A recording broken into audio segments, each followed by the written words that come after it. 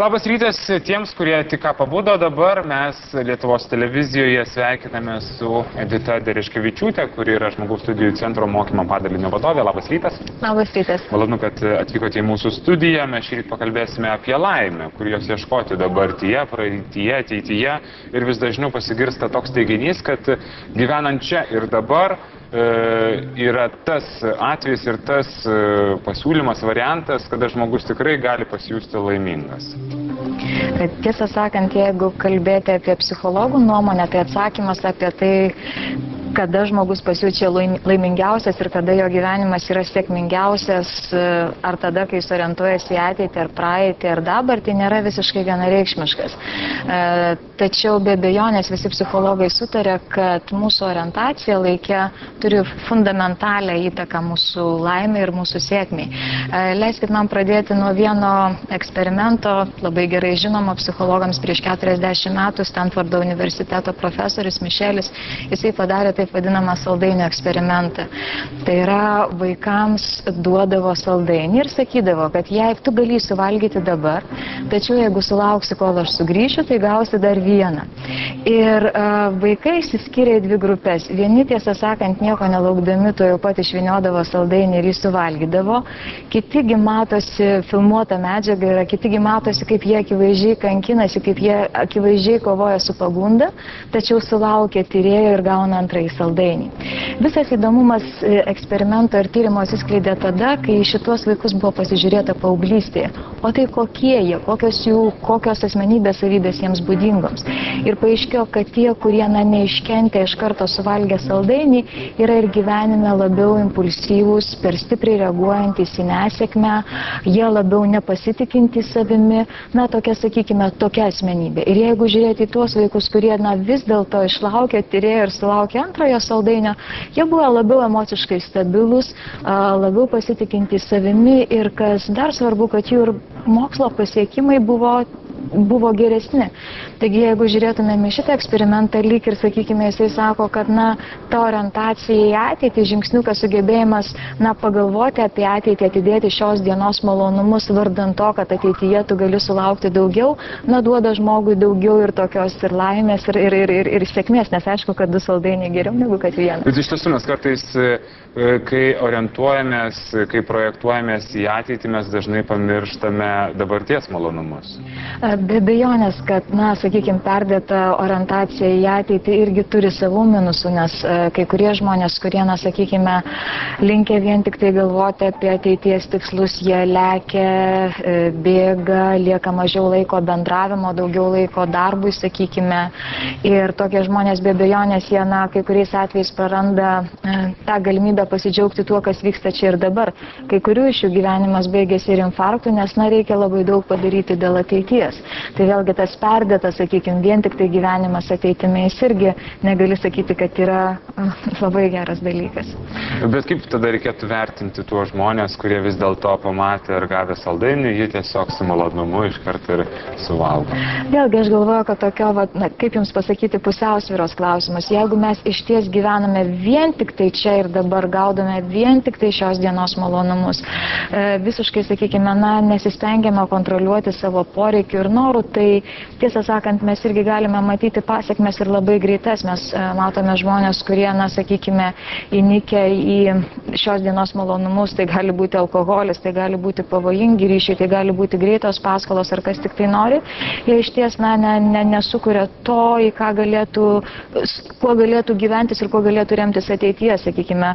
Tuo būdu jie iš ties, lyg ir šios dienos malonumams atiduoda viską, o kas ateityje irgi darosi labiau tokie nekantrus, jie turi, sakykime, tam tikras nesėkmes ir darbė ir šeimininiam gyvenime, nes vėlgi pasižiūrėkime, nepatiko šitas darbdavys, per daug pareikalavo, jisai, sakykime, su manimi pakalbėjo nelabai maloniai, mesiu šitą darbą, ieškosiu kito ir taip kito. Jie neturi kantrumo, jie neturi, sakykime, tokio nuoseklumo stengdamiesi, kaip ir šeimoje. Nepatiko žmona arba nepatiko vyras, galima kitam kartui susirasti ir geresnį. Bet kiek gali taip keliauti per gyvenimą ir kas tavęs, vėlgi, ir vėlgi tas laimės jausmas, jisai, neateina vien tik tai iš gyvenimo čia ir dabar. Tačiau vėl kita pusė, jeigu pažiūrėtumėm, tai sakykime, gebėjimas pasidžiaugti rudeniu, nuraudusiais lapais, ar gebėjimas pasidžiaugti pavasariu, ar gebėjimas pasidžiaugti, kaip tavo vaikas žengia pirmosius žingsnius, jie irgi svarbus. Bet pasitaiko ir tokių žmonių, kurie gyvena senos meilės nostalgiją arba tiesiog gyvena praeitimi, nes buvo galbūt geriau finansiškai. Kaip su šiais žmonėmis? Sakyčiau, kad galima įskirti dvi kategorijas žmonių, kurie gyvena praeitimi. Vieni tai tie, kurie gyvena maloniais praeities prisiminimais, jų gyvenimas nėra toks jau ir blogas, nes, tiesą sakant, emocijos yra pakankamai malonios, tau smagu prisiminti tai, kas buvo praeityje, tačiau, aišku, turi irgi minusiuką, nes tokie žmonės dažniausiai linkę priešintis naujovėmis ir nepasinaudoti tuo, kas yra smagaus dabar. Kita kategorija žmonių, kurie gyvena praeitimi, jie, sakykime, gyvena tokia skausminga praeitimi, tai yra įvairiomis, jie prisimena įvairias nuoskaudas, įvairias nesėkmes, jas, sakykime, pergalvoja. Tokių žmonių gyvenimas, aš manyčiau, kad neturi jokių privalumų, išskyrus tai, kad mes galim pasakyti, jie labai realistiški. Ir aišku, kad turi daug minusų, nes vienas dalykas, jie turi nemalonę savijautą dėl to, kad jie gyvena praeitimi ir jie nemato vėlgi, kas yra ateityje ir kokios galimybės ir kas yra dabartyje. Kokia būtų išvada? Kaip nepasimesti laike?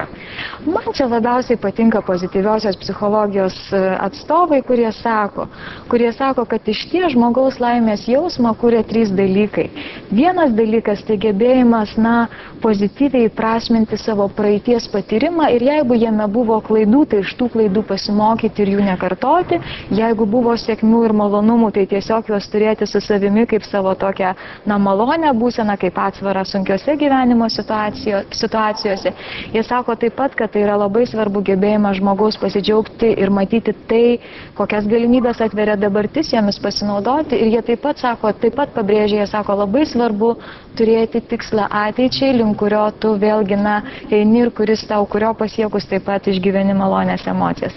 Tai sakyčiau, kad pozityvistai labai gražiai sujungia tas 3 perspektyvas. Tai reikėtų ir palinkėti mūsų žiūrovams tik pozityvių minčių. Ačiū Jums, Edita. Ačiū Jums.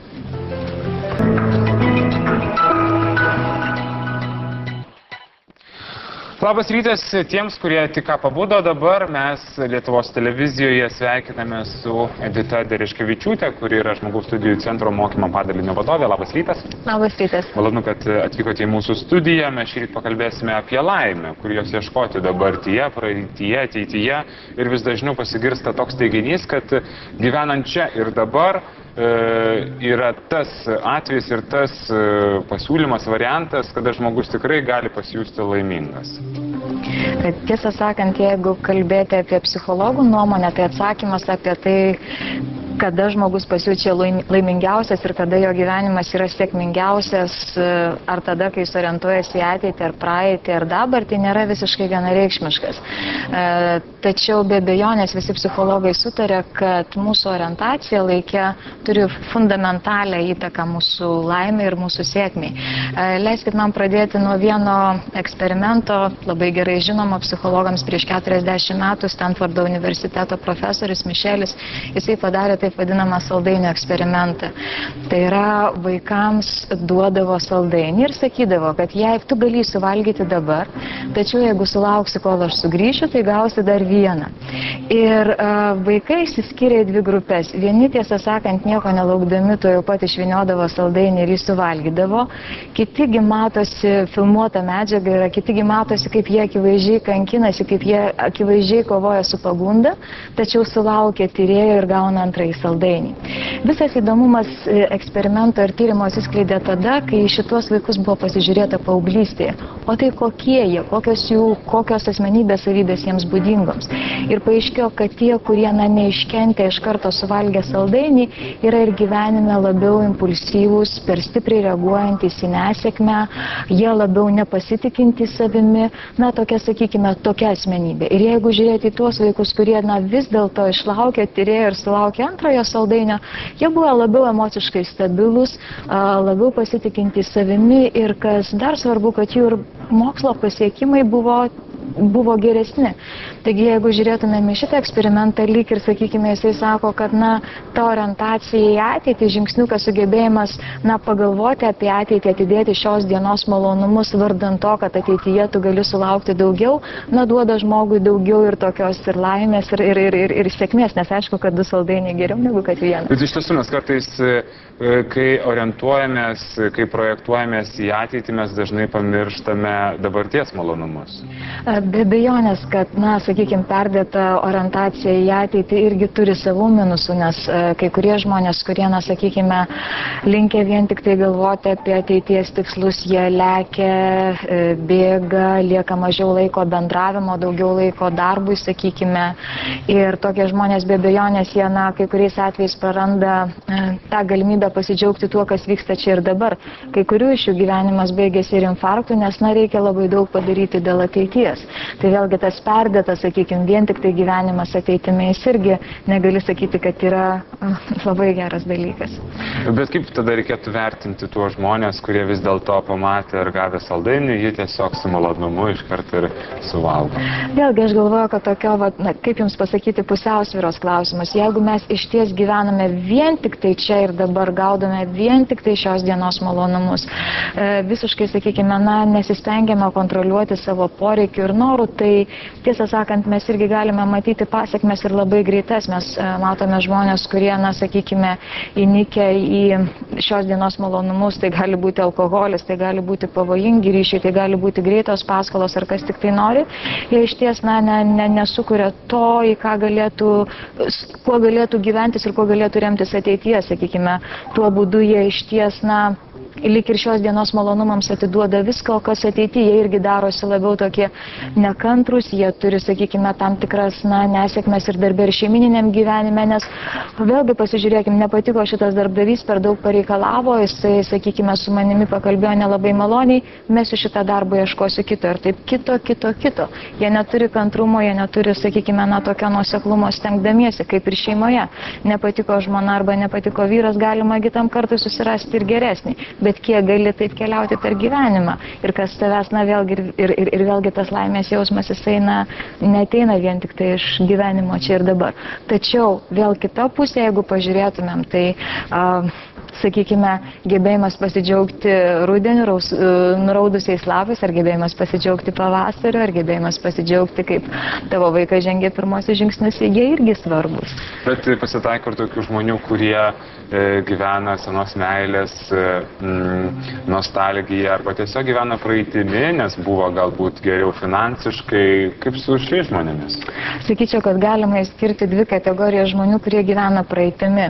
Vieni tai tie, kurie gyvena maloniais praeities prisiminimais, na, jų gyvenimas nėra toks jau ir blogas, nes, na, tiesą sakant, emocijos yra pakankamai malonios, tau smagu prisiminti tai, kas buvo praeityje, tačiau, aišku, turi irgi minusiuką, nes tokie žmonės dažniausiai linkia priešintis naujovėmis ir nepasinaudoti tuo, kas yra smagaus dabar. Kita kategorija žmonių, kurie gyvena praeitimi, jie, sakykime, gyvena tokia skausminga praeitimi, tai yra įvairiomis, jie prisimena įvairias nuoskaudas, įvairias nesėkmes, jas, sakykime, pergalvoja. Tokių žmonių gyvenimas, aš manyčiau, kad, na, neturi jokių privalumų, išskyrus tai, kad mes galim pasakyti, na, jie labai realistiški. Ir aišku, kad turi daug minusų, nes vienas dalykas, jie turi nemalonę savijautą dėl to, kad jie gyvena praeitimi ir jie nemato vėlgi, kas yra ateityje ir kokios galimybės ir kas yra dabartyje. Tai kokia būtų išvada? Kaip nepasimesti laike? Man čia labiausiai patinka pozityviosios psichologijos atstovai, kurie sako, kad iš ties žmogaus laimės jausmą kuria 3 dalykai. Vienas dalykas tai gebėjimas, na, pozityviai įprasminti savo praeities patyrimą ir jeigu jame buvo klaidų, tai iš tų klaidų pasimokyti ir jų nekartoti. Jeigu buvo sėkmių ir malonumų, tai tiesiog juos turėti su savimi kaip savo tokią, na, malonę būseną, kaip atsvarą sunkiose gyvenimo situacijose. situacijose. Jie sako taip pat, kad tai yra labai svarbu gebėjimas žmogaus pasidžiaugti ir matyti tai, kokias galimybės atveria dabartis, jomis pasinaudoti. Ir jie taip pat pabrėžia, jie sako, labai svarbu turėti tikslą ateičiai, link kurio tu vėlgi eini ir kurio pasiekus taip pat išgyveni malonės emocijas. Tai sakyčiau, kad pozityvistai labai gražiai sujungia tas tris perspektyvas. Tai reikėtų ir palinkėti mūsų žiūrovams tik pozityvių minčių. Ačiū Jums, Edita. Ačiū Jums.